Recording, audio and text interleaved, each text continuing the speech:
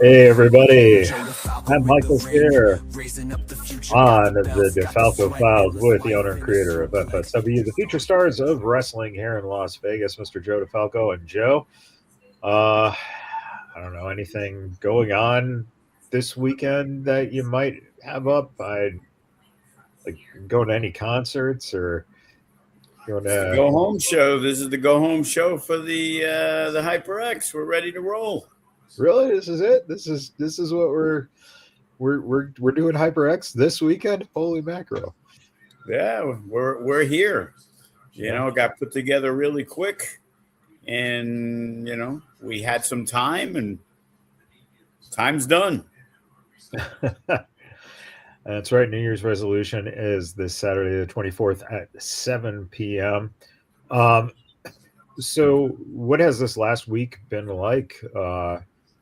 Trying to get everything, situated. And I know you guys had to go in and, make sure everything is up to par. You guys know what you're doing when you come in for the load in. Yeah, we set up the music. Yeah, I have one little issue with the computer. For some reason, on the right side, the video stuff don't want to play. So we're trying to figure that out. But the music was out, sounded good. The videos looked great, and we're really hoping that we kind of set a new bar. We've done some great things, and now we're working with a place that has such value on production. That's Right. the one thing. The Silverton, we had the screen. We used the video wall the one time, and as great as it became a disaster because it knocked their lights out, which was ridiculous. And all it is plop and drop. We Right. plop in the ring and just run a show, and it's really nice. It makes me feel like what I think WWE feels when they go to a venue that they're working with, Right. instead of just give us our money and we're housing the event for you. Right. And even at the Silver Nugget, we were just there, and hey, we got a lighting guy or a sound guy. But this one, it's like, people on their own dime are trying to make this happen and want it to succeed, and make this a long-term production. Yeah. And this is step one. So thankfully we have 17 years of experience going into this, but we're working with people who have years and years of doing live events. And fortunately, the main guy, Kyle, is a big wrestling fan, so he Right. wants to see wrestling here, which puts wrestling on the strip, which makes it a huge, huge deal. So there's a combination of a whole bunch of things that makes this extremely important for us. It's also our tryout to make sure FSW is worthy in their eyes of running multiple shows, WrestleMania week, and doing other events that Joe's ideas in his brain that he has that aren't, say, applicable at the Silverton or Silver Nugget or anywhere else, that can make it happen, and doing it where it isn't like, oh yeah, sure, just give us 10 grand and you can do whatever you want. Well, you know, that isn't always the easy way to do things. You need somebody who believes in you, that Right. believes that mutually can be beneficial. And as much as I like to think how it's mutually beneficial to the other venues that we've run at, it just doesn't seem like they've made that clear. Like, I get a call yesterday, like, hey, what do we expect the numbers wise? We don't want the issues you have. We want to make sure we have enough bartenders, enough servers. And it's kind of like, hey, just so you understand, there's the Silverton big shows are the big shows that are drawing 500, 600, 700 people. They don't fit that there. So we don't need to go crazy with the bartenders and servers, but Right. immediately we're talking about only having 2 bartenders and 2 servers. That's already 4. While at the other place, we got 1 and it was pulling teeth to get a second person, except you're the one who's losing out on the money and you get mad at us for saying, can we get another bartender? Because we want our people to have a really good experience. Yeah. And, Right. and taking it personally, this is business. The money that you're leaving on the table, that the next time around, like March 8th, that we've already got the agreement for, I'm paying $700 more. Right. So that hurts us financially, Yeah. you know? So it's like, man, everybody better act as professionally as possible. If you're not, I don't care who you are. If you cause issues, you're not needed. Yeah. Yeah. And it's a big card coming up. Kenny King, your first champ, and G Sharp, your current champ. Did you ever think all these years later you would be doing not only a show on the Vegas Strip, but Kenny would still be around and, in as good of shape as he's in, and, still get a chance to give it one more go before, kind of saying goodbye Yeah, for a little bit? I would believe it. It's the fact of the matter is, when I see Kenny at training, I see he's always been in fantastic shape. He's at Chippendale. He isn't that wrestler guy who gets 40 pounds overweight and has to wear a t-shirt.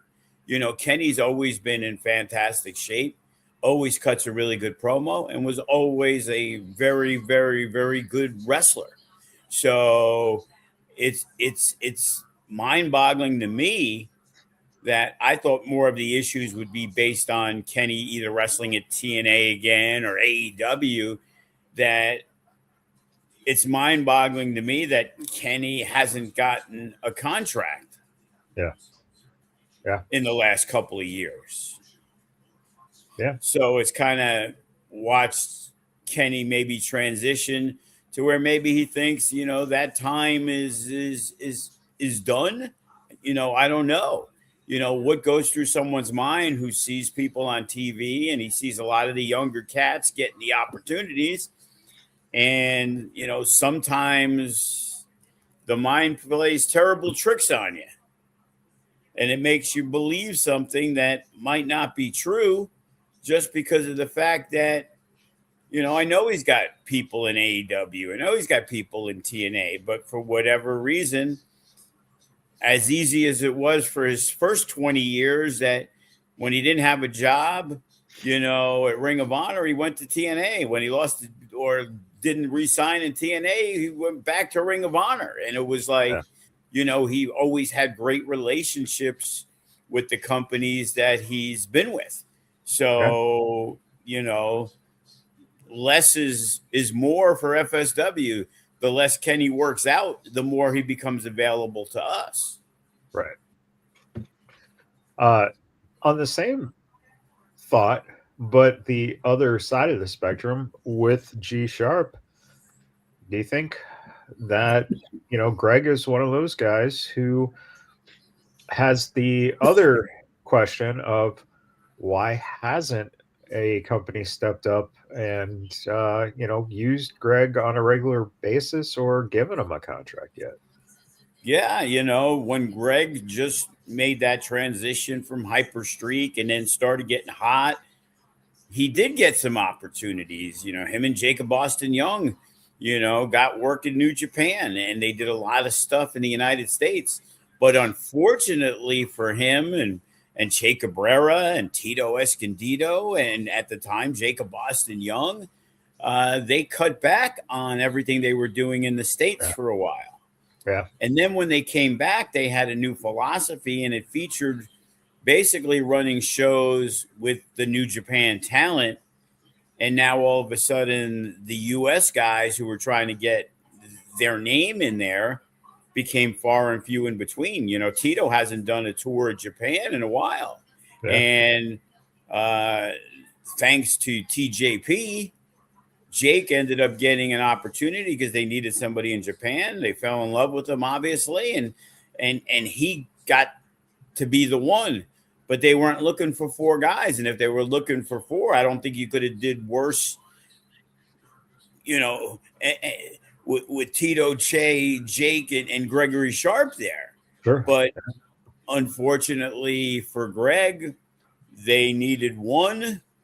They got 1, and he's still, you know, on the hunt, you know, to get that deal. But he's going out there and day after day, you know, you see him all over the place, you know, and challenging for championships. And, you know, look at Sharp 5 years ago, look at Sharp 10 years ago, and then look at Sharp today. And you could just see, you know, he's in the prime of his life. He's in his early 30s, so it isn't like he's 40 years old. You know, he's a guy. You know, Matt Vandergriff, he went through the New Japan dojo. And when they did do stuff in the U.S., he was the guy that they focused on a lot. And, you know, and again, Greg didn't get that opportunity. So, you know, does he want to go out and prove? I don't think because it's Kenny he wants to go out and prove. I think he goes out there with that chip on his shoulder every single match he wrestles everywhere around the U.S. Great opportunity. Thursday at 3 p.m. We're going to be on Channel 8 with our guy JC again. And they're going to be doing an interview with G Sharp and Kenny King live. So, you know, stay tuned for that one. And it's going to be interesting to see because, of course, there's tons of respect. You know, when Sharp started at 19, you know, Kenny King was the guy that helped train him. You know, 3 or 4 years later, they got a match at the Silverton that Kenny King won. Now the shoe's on the other foot. Sharp is the champion. You know, Kenny is that veteran guy. And as we said now, you know, if we say 50 is the new 40, 40 is the new 30. So Kenny is not, you know, Kenny's only done when Kenny wants to be done. At 40 years old, you know, look at WWE. Yeah, 40 years old is where the main eventers lie. Right. Yeah. You know, the 25-year-olds, they're getting their feet wet. Oh, my God, Braun Breaker, you know, but look who's at the top of the mountain. Yeah. Yeah. So it's definitely one for the ages, you know. Kenny King, the Vegas OG, the guy who, you know, really solidified being a wrestler from Vegas. You know, back in the day, it was the Godfather. And now it's Kenny King. Yeah. Yeah. And that's, you know, it's going to be something to see. Title versus title, Jordan Oasis and Son Lu. You know, when you look at just how much both of those guys have to prove, because they're both champions, but I would imagine that both of them are looking towards G Sharp, right? Towards that main champion. Well, you would think the ultimate prize is the heavyweight champion of the company. You know, Hero Son Lu was a, you know, tag team champion, but he was a guy who he needed a break from wrestling. Yeah. You know, these guys took 2 different paths to get championships around the same exact time. And Oasis was through the ID program. And I think he's learned a lot about the business. And, you know, he had a mindset that me and him didn't always agree on. Yeah. He had his thoughts, and that was great. He uprooted and came here, but we have a standard of what we expect from people. Yeah. And the fact that you were trained elsewhere doesn't make you just leap above everybody here. You still got to get through our system. Right. And, Hero is a guy who went through our system. Right. And now they're both in a position where whoever walks out victorious takes that next step. Yeah. Yeah, exactly. And how they got there, everybody's journey is different. And, you look at all our champions, you can have stories about everybody. You could talk about Jordan Oasis starting at the Buddy Wayne School and coming to Vegas, but then drifting off to Rikishi's school for a while and bouncing around. While Yeah. Hero Lou, tried and true, for a lot of people who don't know, he was in an early Rumble match and tore his ACL after that. Yeah. And Yeah. he was gone where I thought we would never see him again, at least a year and a half later. Yeah. And then he came back, and now up until recently, he was the guy that decided that, you know what, maybe this isn't for me. But now Right. he's been rejuvenated and he's at the top of his game, back in fantastic shape.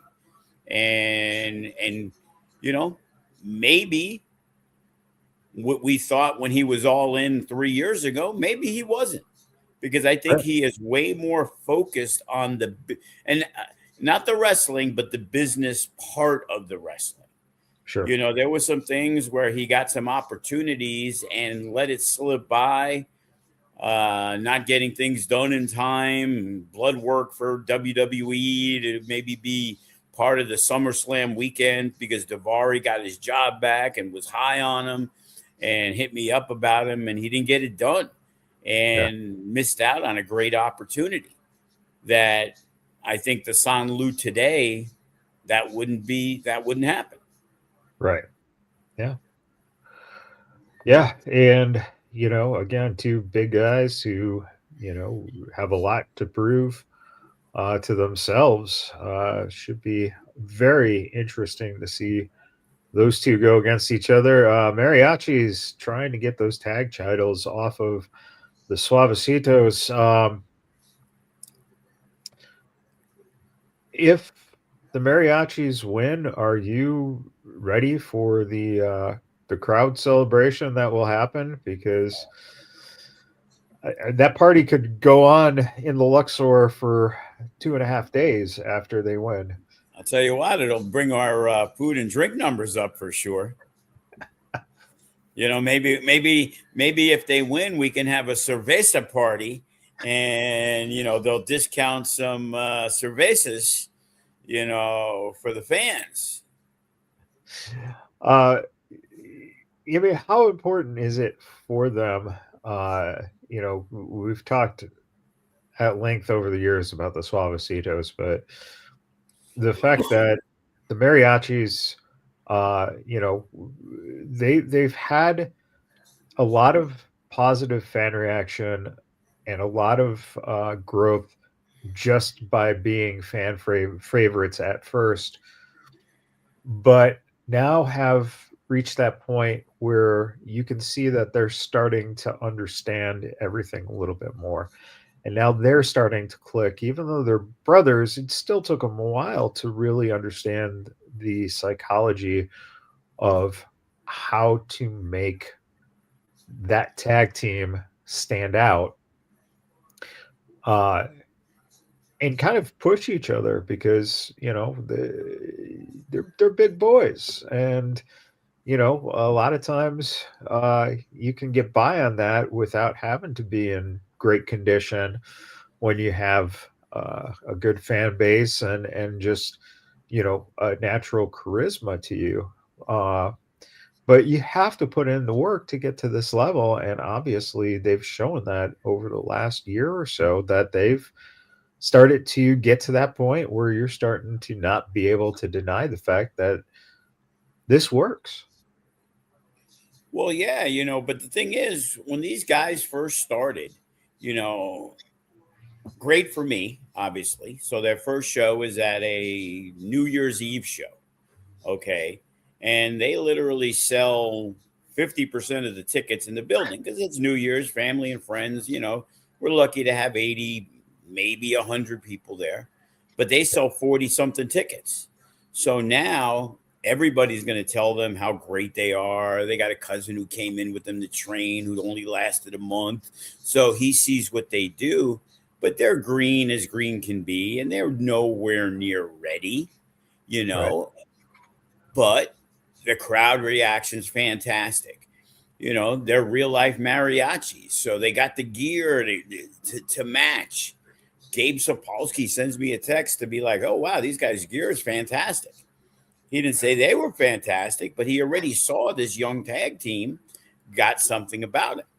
And then Right. there was a time, and then we brought, put him in some matches, and it was rough. They wrestled, Dutra and Wise Guy wasn't very good, but Yeah. then Dutra and Wise Guy wrestled makeshift chemistry, and it was like they were younger, Yeah. and they clicked, and it was like, wow, way better match. They're just not ready. But the problem is everybody else tells them they are, and everybody else is giving them the accolades. And then it becomes the same situation of where they believe that they're ready for the big time. And Yeah. it's like, you guys got some really good things going. It's hard to get a bunch of fans because now you're not selling 50 tickets at a show. Now you're selling 5, 6 because your family and friends who don't really care for wrestling supported you and they came to the Future Shocks or they came to this thing. Now you have to rely on the regular fan base to get behind you. And Right. it still boggles my mind to see them come out at the Silverton and the crowd goes fucking berserk. Like, Yeah. okay, they didn't sell a bunch of tickets. Yeah. A lot of the Silverton people don't see them on a regular basis. Right. But somehow, some way, these two brothers come out and it's electrifying to these fans. They've done nothing yet. Yeah.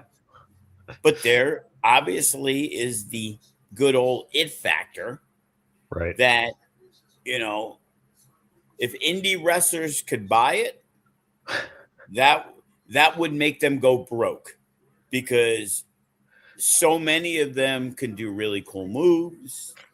Yeah. They can try to interact as much as possible. You could kiss ass before shows at meet and greets and take all the free pictures you want. But there's something about being over. Yeah. And being over puts you in a position to succeed because wrestling isn't just wrestling. It's performance based. It's cutting a promo. It's character. And Right. again, it ain't like, oh my God, the mariachis are going to wow you with their look in terms of, oh my God, what great shape they're in. Oh my God, what promos they cut. Right. Oh my God, what wrestling skills they got. No, they're good wrestlers. They're a solid tag team, but the intangibles are obviously through the roof because I can't explain why they're as popular as they are, but Right. they are. So now you're going to get opportunities. And now they go to Santino Brothers. And obviously, it isn't just in Vegas because there's a reason Joey Chaos made them the Santino Brothers tag team champions Yeah. Yep. and having belts in different companies. And now I have to catch them early and, hey, we want to be at FSW, but we're getting hit up for dates. Are you running this date? Because they're a hot commodity. Yeah.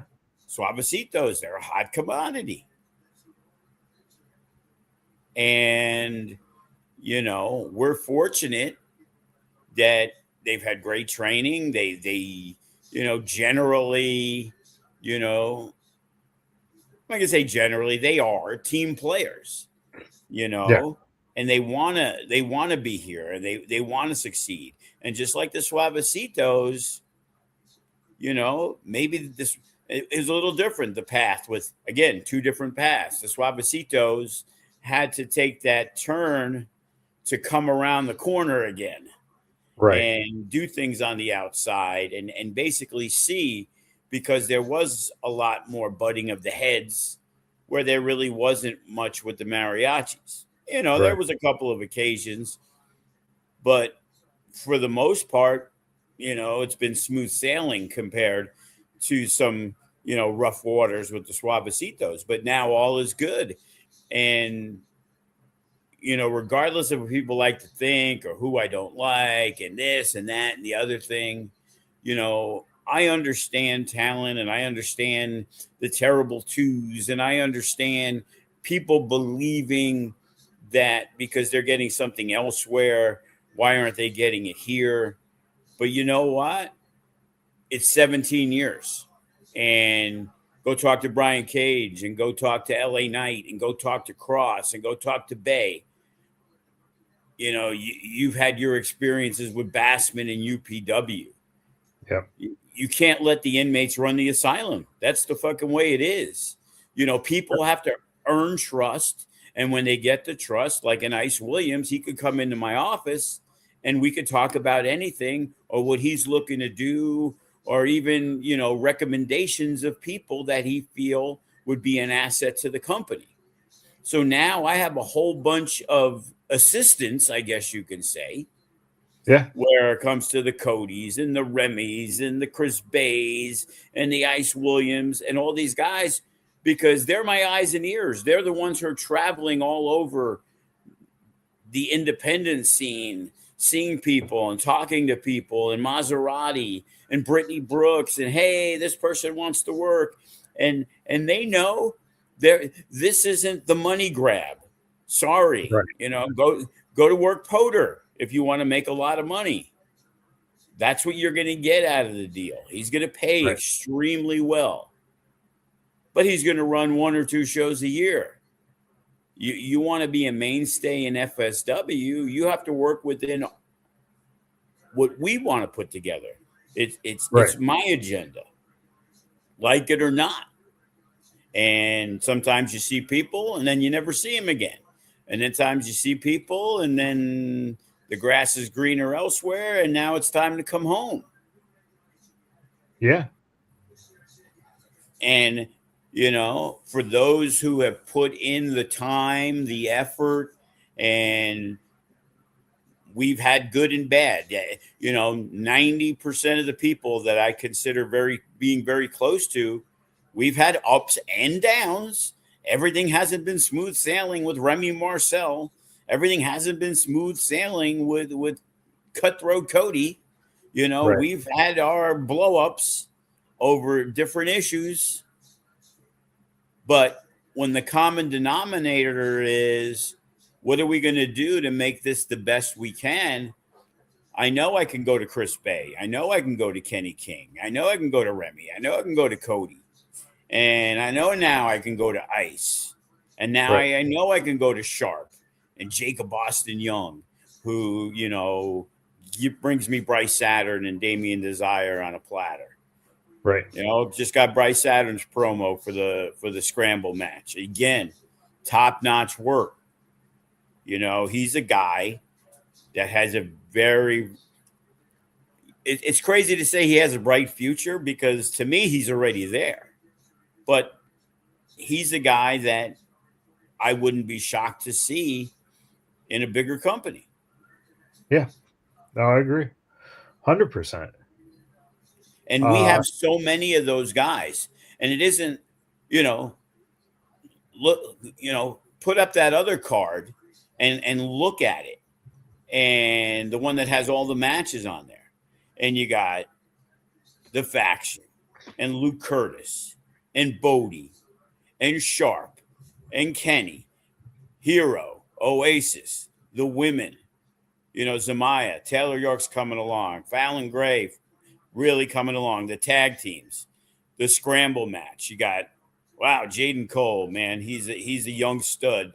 And I heard he did fantastic. Remy really put over. He wrestled Devin Reno in PCW, and he killed it. And we know Adrian Quest is great, and Shogun, and Damian Drake, multi-time champion. Then you got guys like Class and Reno, and they mentor young money who have a really bright future. Right. And then you're not talking about who isn't seen in that picture, who's going to be in the let's call it the Kickoff Classic. And it's going to be a little bit of everything. We got AJ Avon. We got Fox Valentine. Two of the young, guys, former tag team champions, are now doing their own thing. And Damian Desire. And then another, Vegas OG. We couldn't get that, intergender match. So Remy Marcel is going to be on the kickoff match. He wants to be on the show. Maserati a little disappointed, or very disappointed, because of not getting that intergender. Doomfly was unavailable. Jacob East is still banged up. We can't do that match. Ko is unavailable. We were trying to do him and Zamaya. And, I don't want to throw in some filler of people we have no idea who they are. Even trying to see about Black Swan, who's still injured, and maybe putting her in the match. But it just wasn't meant to be. So right now, Maserati's on the, outside looking in. Yeah. But who else isn't on the card? Duke Lawrence is the number one contender. He's not on the card. Right. Tyler Bateman and Jay Vidal, they're going to be there. Guess they're cutting a promo because there's no match for them. So imagine having those guys and they're still not on a card. Imagine an indie company bringing in Jay Vidal from Florida and using him for a promo. We're able to do that. Right. So it puts us at a level of the TV companies where they bring you in and they can afford to do that because you're contracted, But I'm confident enough to know that I got to pay Bateman and I got to pay Jay Vidal. And I'm going to pay them to be there because I want as much star power as possible. But you may not be getting a match. Right. It's crazy. It's crazy. And that's not counting Matt Vandergrift being injured and being out. Right. Right. And there's a bunch of those, future shock cats who are, making waves. But there's no battle royal. There's no rumble match. So Hammerstone wanted to be on the show. Graves wanted to be on the show. Yeah. TJP was looking to be on the show. And it's like, man, I'm looking to, this is, as I said, this is the test run. If we can get that show March 27th or March 28th, I guarantee you will see, maybe not all of them, but between a TJP and a Hammerstone and a Graves, and a couple of others, you'll see a couple of them back on the card. We're just looking to get better and better. Now, again, you see all them, who's not going to be on the card. That's how good an FSW show is. We're not an indie. I guess you can call us a super indie. I think that's a better term for us. You can call the other companies in town indies, then we're super indies. Sure. Absolutely. Because all they do is pluck our lower talent anyway. I can see flyers all over the place, and it's the majority of them are FSW people anyway. Right. You mentioned this one here. What do you expect from this mix? I mean, that's quite just a combination of great talent to see, a young Jaden Cole in there with the upcoming Bryce Saturn, and then you got Damian Drake and Shogun and Adrian Quest, all, big time veterans. It's quite a mix, and you know, a great match to kind of get to play with for those guys to see what they can actually do. Well, you know, it really is. It is the one crossroads match on the card. Yeah. Okay, let's start with Shogun. Never thought he might wrestle again. Guy was in a coma for a month and a half. Got in a horrific Right. car accident. You know, early reports said he might end up having brain damage. 1 month after what happened to Chris Bay, and the recovery has been miraculous. And he had his first singles match a few weeks back. You know, he's been trying to be ready for 3 or 4 months, but Joe brought him along as slow as possible. Want to make sure everything's good. And now he's chomping at the bit. Let's go. So this is a big match for him, because if he wins, man, does he get another FSW heavyweight championship shot? Does he want to wrestle his boy Hero Lou, who they're now on good terms because they wrestled each other on bad terms? Does he want to go after a Jordan Oasis? If Jordan Oasis beat his friend Hero Lou and now he's got both titles, maybe Oasis defends the Nevada State against Shogun. Damian Drake, you know, here's a guy, came back, had to go do single stuff. Him and Matt reunited. The future was bright. They were looking about, you know, let's go out there, and this is now our time. We're going to get signed. We're going, you know, we missed out on some great opportunities, and now Matt gets hurt, and now that's got to be extremely deflating to Damian Drake. And now he's got to go back out on the singles hunt. So this is an extremely important match for him. Adrian Quest, a guy I put with the Suavecitos, and then they took that they took that combination and took it all over the West Coast. So he's representing with the Suavecitos. First match back in FSW in a couple of years. Very important if he wins this match, because being aligned with the Suavecitos, this could be what's his stepping stone back into the company. Yeah. Oh, yeah. You know, then you got Bryce Saturn. How did he get on the radar? Great matches with Matt Vandergriff. Great match with Ice Williams at a Future Shock. Put him in the tag team. Opportunity occurred. Shocked the world. Won the tag belts. Held them. Beat all the major teams available in FSW. Then lost the belt. Now a spot opened in this match. There wasn't a tag match. And who's the first guy to step up that he wanted in? Bryce Saturn, who could have easily been the Nevada State champion, and we would have never known anything about their tag team reign. Right. So he can really use the win. Then you got the youngest guy, Jaden Cole,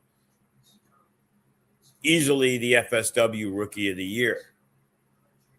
You know, after one match, Gregory Sharp called him out for because he needed an opponent and wanted Jaden Cole to get that opportunity, which was something that Sharp didn't get for a very long time. And Jaden Cole was still green, but he put up a really good performance. But he learned from that loss and came back and got himself and earned the spot by winning a match to get himself in the Rumble. You know, throughout Jordan Oasis in the Rumble, had a good showing, and maybe leapfrogged certain people. And we've noticed a little chip on Fox Valentine's shoulder. He threw out Jaden Cole, and somehow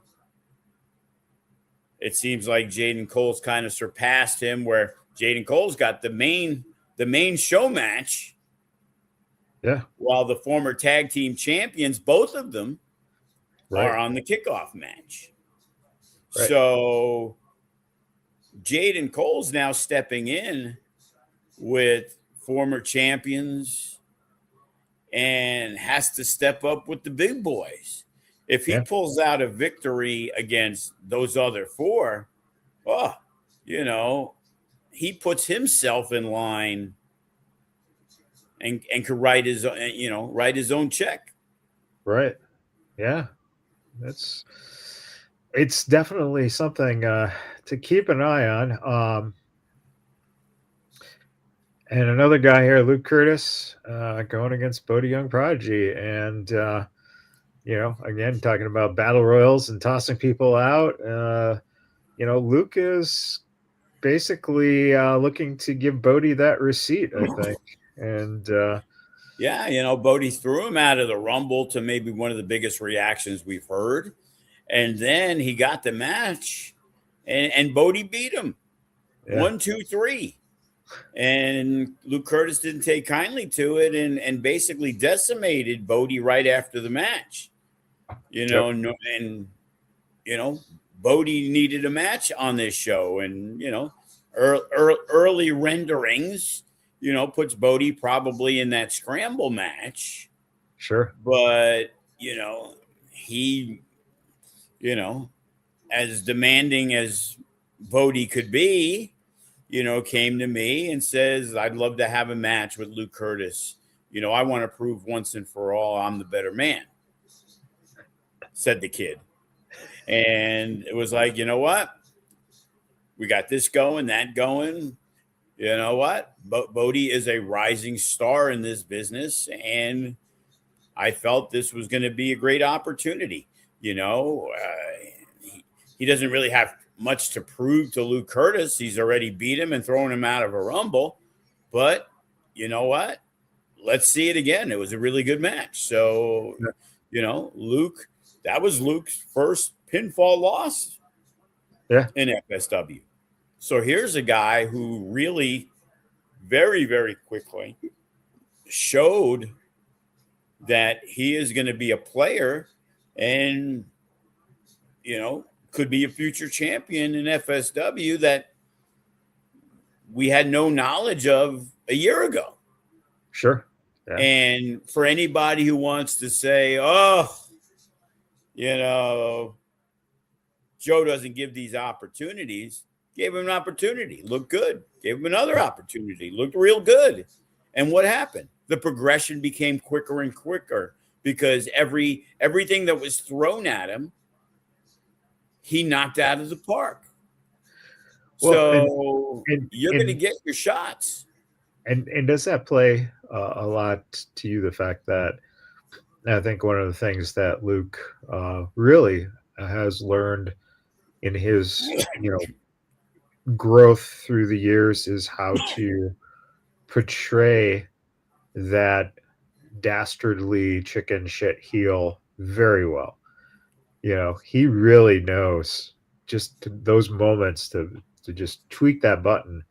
And it's phenomenal to have someone who you can utilize in that role, because that's one of the harder things to do nowadays, is to play the bad guy where everything is everyone else's fault, but none of it is yours, because I think that seems to reflect now what society kind of is. Yeah, it is society. It's always somebody's fault.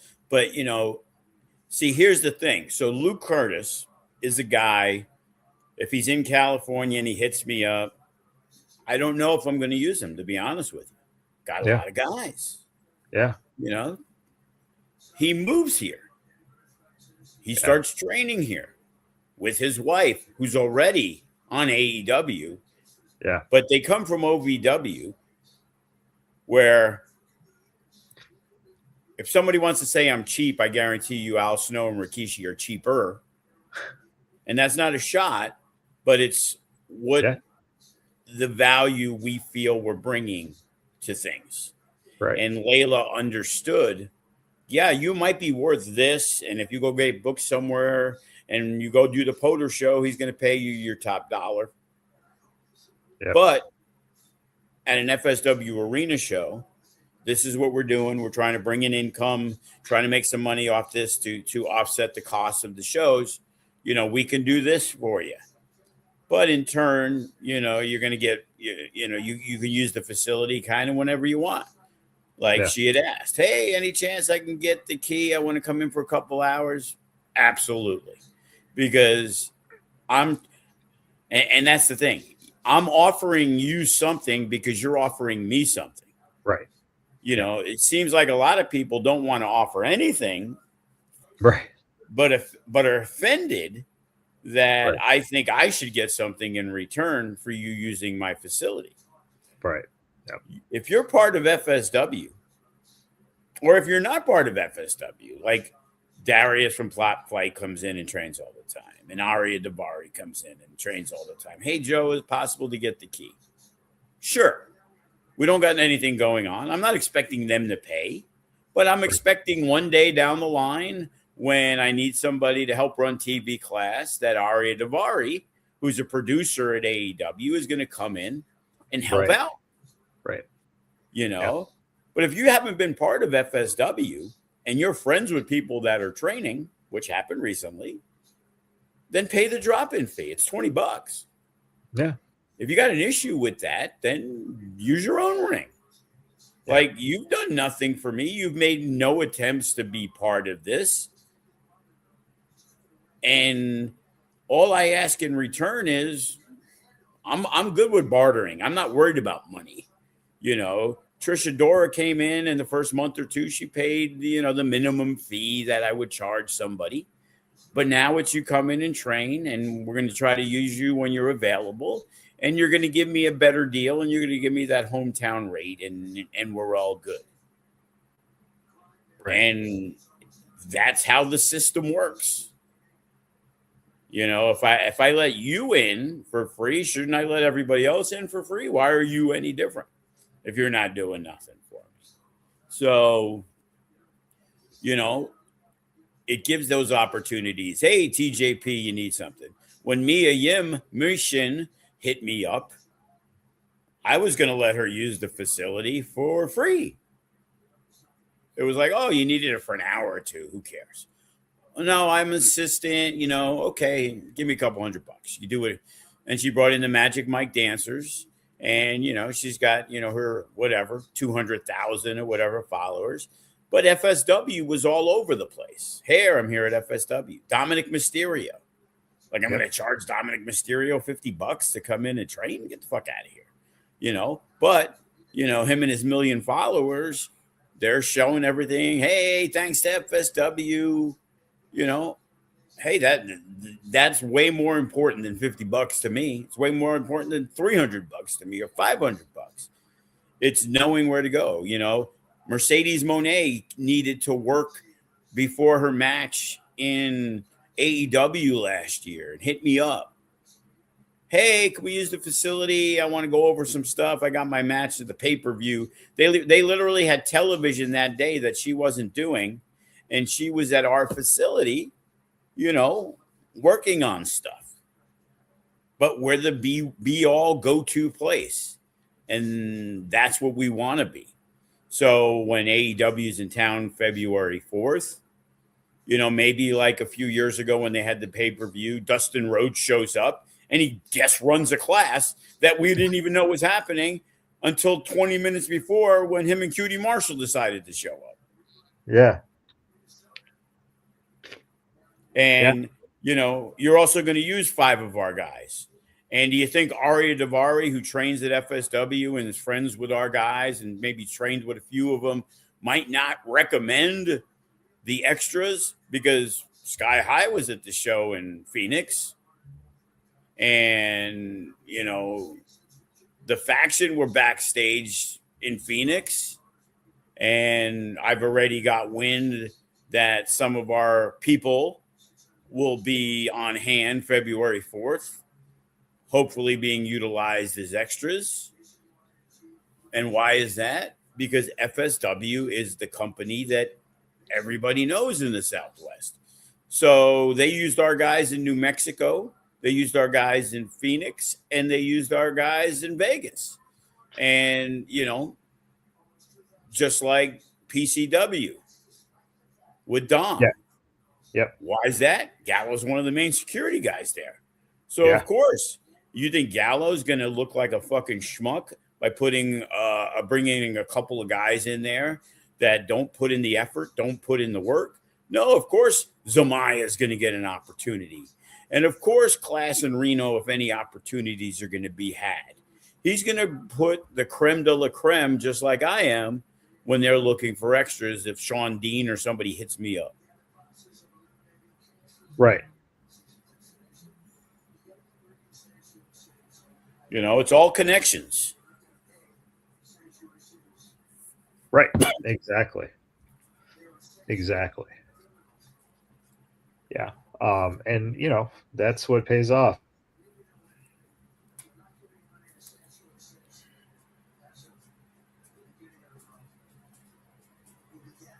All right. Freezing up over there? Yeah, a little bit.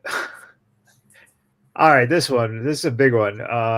You talked about Ice and being a trusted voice now, but man, what's going on with the faction? Are they going to survive this? And boy, can the Pretty City Express and Young Money take advantage of these guys and what seems to be a little bit of an infighting going on? Yeah, you know, you got a lot of moving parts in this one, and you know, for a while we knew Jaden Monroe was, you know, part of you know, the Billionaire Boys Club of Reno and Class, and they took things a different way, and Jaden Monroe you know, hooked up with his partner RJ and really kind of clicked and did their own things. But, you know, close to the vest, you know, 4 guys out of Phoenix, Scottsdale, I guess, where Class is from. But, Right. you know, they're looking to, you know, take out the faction. You know, it all started in that number 1 contenders tag match where Class and Reno ended up fighting with the faction. And, you know, Watson missed that show due to a death in the family. I believe his grandma passed away and he didn't make the show. And then they ended up having a different tag team. And what was going to be, we thought, Fresco and Watson, ended up becoming Ice and Braxton. So they're kind of all over the place. And, you know, Demir got involved and Fresco got involved. And now we got, you know, the faction in full force, you know, we think. Right. But, you know, we've seen some sit downs, and in all honesty, I don't know. Is somebody coming in? Is somebody coming out? Is there going to be an influx? Is there going to be new blood? I guess, you know, tune in and find out. Yeah. And finally, really quick, the women's match. I mean, does anyone, do you think anyone here has a front running chance to be, you know, the first in line for Brittany's title defense? Yeah, I think Zamaya is the favorite for sure.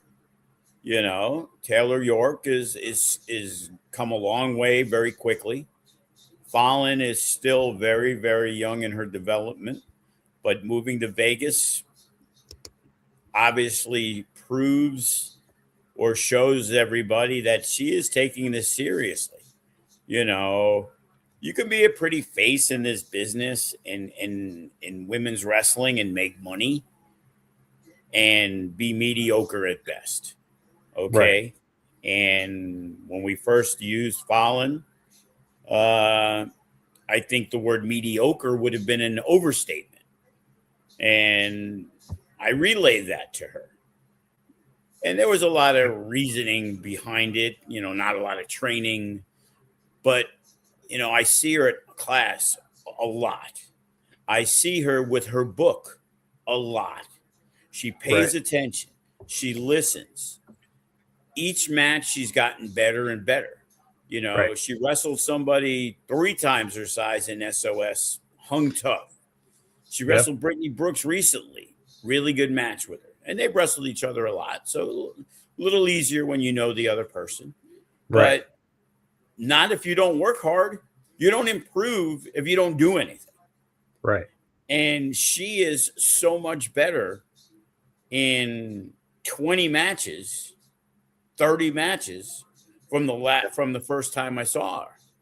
Yeah. So being here, Chris Bay kind of comes in early with a crew, and we had the whole AEW crew there yesterday. It was we had Top Flight because they were in Phoenix or whatever, and they did stuff. So Dante came and hung out with his brother.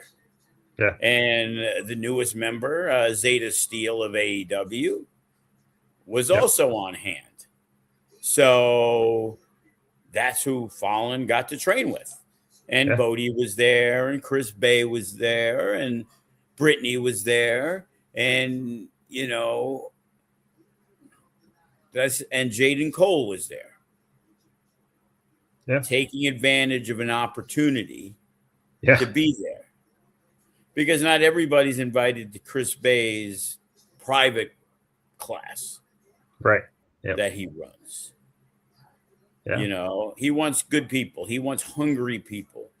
He wants people that do things and take care of their business and treat the business respectfully. Right. There's people there that, they do a good job. They work hard, but they're all about themselves. They don't go out on a limb to help FSW in any way. And we all see it. We all know who does and who doesn't. It doesn't stop them from getting spots, but it stops them from getting spots when there's 4 spots and there's 9 of you. Well, the best 4 are getting those spots. Yeah. It's the way life works. You don't get handed things. Yeah, absolutely. Make yourself valuable to me. Yeah. That's all I ever ask. Show your value. Jaden Cole got booked in Phoenix because of me. Yeah. I'm not like, oh, what a great guy. No, an opportunity occurred. I get a lot of, hey, what about, I got some guys from the Phoenix crew where in turn, I don't really reach out to them. So it's like a working agreement. Class and Reno say, hey, there's Jaden Monroe. Yeah. Hey, here's RJ Wild. Okay, you put the vouch on them. Well, I'm putting the vouch because I know Remy's put the vouch on them because mariachis have worked PCW and Suavecitos have worked PCW, and there's a lot of guys, but I generally don't step out and say, hey, I need a favor. You're right. And if I do, and it's to somebody who I think I've helped out a lot, and the response is, oh, yeah, I'll see what I can do, and they don't do anything, well, I will put it in the back of my head and bring it up when I need to. Because, again, that's what this business is all about. I want FSW to look good, so I'm not going to send a guy unready, a guy with a shitty attitude. Like, I'll be honest with you, when the Suavecitos got booked there, if they were looking for a team, I wouldn't have recommended them because I didn't care for certain things. Right. Exactly. Yeah. But maybe a Remy did and the others because, and again, of course, when they went over there and they wrestled everywhere, obviously they were on their best behavior. Now, of course, I would highly recommend them, but did that with the mariachis to East Los Lucha and some of the people that we're friendly with from California for a company. Right. Yeah.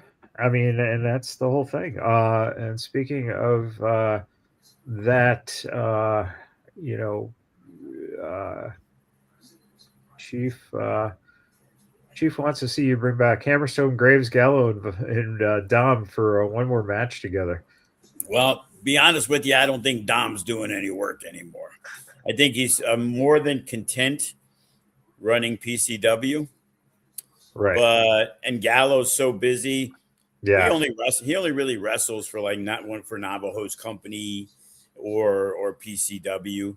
Right. because he's on the road with AEW every single week. But I can guarantee, if you want to go to San Diego, Hammerstone and Graves will be in the Rumble match there. But yeah, the plan is to make sure Hammerstone and Graves are on the next show at the HyperX Arena. Yeah. And one final question from Chief on that is, what time do the doors open on Saturday? I believe we're going to try to open the doors around 5:30 instead of 6 for a 7 o'clock show. There's people want to come in there. They want to eat. They want to drink. They want to hang out. Some people may want to play video games. So we're going to give them the opportunity to get in early and enjoy the place. Yeah. All right. Well, final thoughts going into the show this Saturday. I mean, this is, big time. I believe we're ready, man. This is the big time. This is, Sam's Town was big time, but it's the evolution. This is the true ground zero. We're going to have some major announcements. We got Tom Lawler coming back to do some commentary. We're going to take advantage, especially at this place, of the Vegas wrestling scene, where you got guys like TJP and you got guys like Tom Lawler.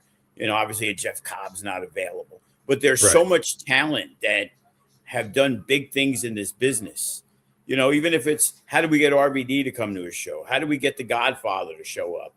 Hell, how do we get Carrot Top to come down the stairs and hang out? How do we get Gabriel Iglesias, who loves wrestling? Like, we want this to be the cool thing to do. We want people to be like, oh shit, they're at the HyperX in the Luxor. Man, we got to make this show. It's crazy. Yeah. And oh man, they're bringing Royce and Jarrell back. Oh, Hammerstone's back. Oh, we want nostalgia. We want guys, because usually nostalgia is in place for guys who used to wrestle 20 years ago, like Alcatraz, and 10 years ago and stuff like that. No, we got guys that the only reason we don't use them is they become big time elsewhere. Right.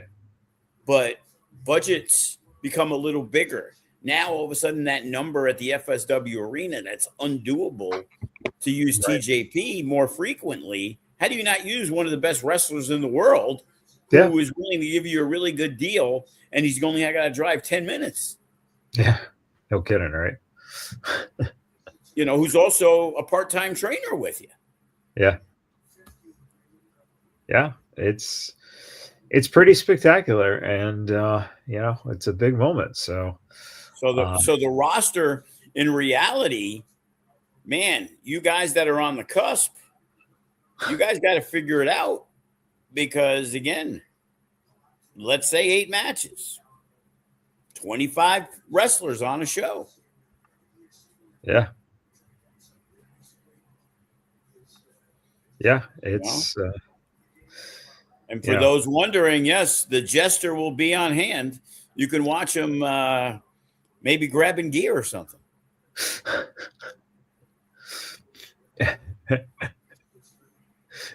Gimmick, doing the gimmick while working the. Hey, you never know. He's pretty popular. Maybe he'll be part of the meet and greet or something. The after party.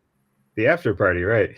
The mariachis buying drinks for the crowd after they win their tag titles, and the Jester entertaining. Well, hopefully the mariachis bring their own money. They can pay out of the envelope, right?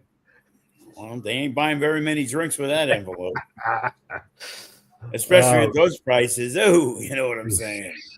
Yeah, it is on the Strip, ladies and gentlemen. Remember that. Yeah, and we can officially announce that the Vegas Bad Boys of Podcasting are now an official sponsor of FSW. Yes, we are. Finally, Finally shelled out some dough, man. All these years, I'm like, man, I need some dough. Yeah, well, I just wanted to make sure the program stuck. Yeah, we had to get to nearly 300 episodes for it to be like, yeah, I guess so. All right. Yeah, thanks to Sin City Steve, brother. You know what I mean? Hey, some You know, people know what they're doing with their investments and money, and got in early on some good stuff. Back so 4, would he 5, buy 6 some years. NFTs off Joey? No, but definitely cyber currency is something that Steve worked very well. So Oh, did he? Very nice. yeah, smart. You mean he got out when he needed to instead of hoarding it, and then all of a sudden it took a dump? Not that I know a kid that ever did that.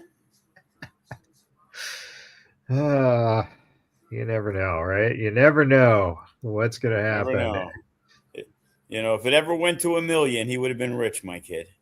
Right. But it's all good, right? He's Yeah. still Hey, around. let's see everybody on Saturday. All right, there you go. Well, once again, thank you everyone for tuning in. Appreciate it. Again, the it's the Saturday. You gotta come on out if you're in town to the HyperX Arena. 7 p.m. is the start time. Like Joe said, the doors probably somewhere around 5:30. Grab some drinks, grab some food, have a great time. The card is going to be spectacular. And if you can't catch it here in Vegas live, of course, you can watch it on the Title Match Network. And, this hopefully will be the first of many. Hopefully. Yeah. And cross those fingers. Let's knock it out of the park. And then hopefully we'll do so. We'll be able to announce at the show that we have shows for Mania Week. Yeah, which is going to be something, hopefully, that happens and will be, Mecca 11, narcissistic behavior. Hopefully coming soon. So you getting Lex Luger back? That would be Richard Holiday. Okay. His East Coast show versus the Mecca West Coast show, basically. Oh, nice.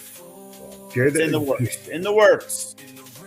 A good idea, and something that would be phenomenal to see. So hang in there, everyone, for the news of hopefully WrestleMania weekend delivering on the Strip. So until next time, everyone, take care and happy wrestling.